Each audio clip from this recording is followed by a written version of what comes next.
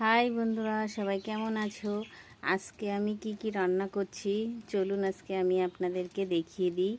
Simple রান্না, খুব বেশি আয়োজন না। তা আজকে কি রান্না হবে, আমাদের মেনুটা আছে কি সেটা আমি তোমাদেরকে দেখাবো।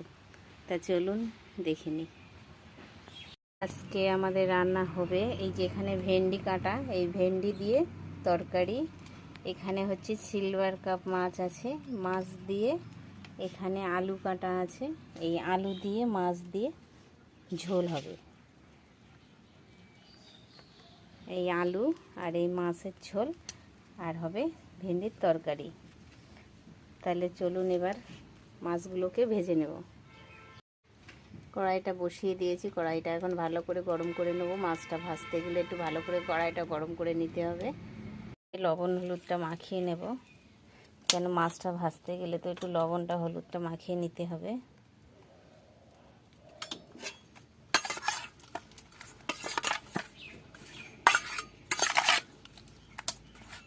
মাছের ঝোলটা করব, তার জন্য আমি মশলা জিরে ধনেটা একটু ভেজে নেব।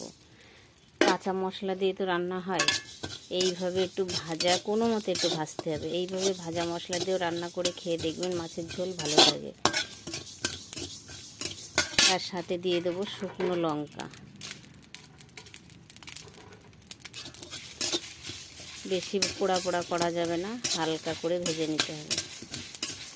সামান্য একটু কড়াইতে তেল দিয়েছি, গোটা একটা পেঁয়াজ আর কিছুটা রসুন একটু কোনো মতে একটু ভাজা করে নেব।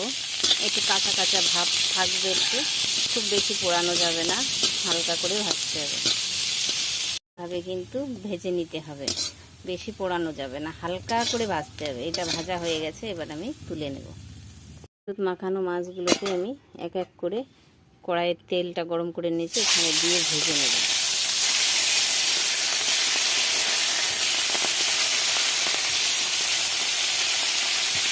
মাছগুলোকে ভালো করে ভেজে নেব। সব মাছ একসাথে দেবো না, অল্প অল্প দিয়ে ভেজে নেব। একসাথে দিলে কী হবে, ভেঙে যাবে। তেল বসাবো, জিরে তেজপাতা ফোড়ন দিয়ে দিলাম। ভেজে রাখা আলুগুলো দিয়ে দিচ্ছি। আলু কটাকে একটু ভেজে রেখেছিলাম, দিয়ে দেবো লবণ, দিয়ে দেবো একটু হলুদ। এখন আমি দিয়ে দেবো জল, দিয়ে দেবো এক এক করে।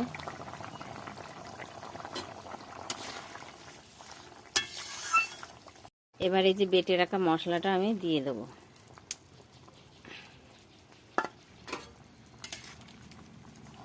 এইভাবে আপনারা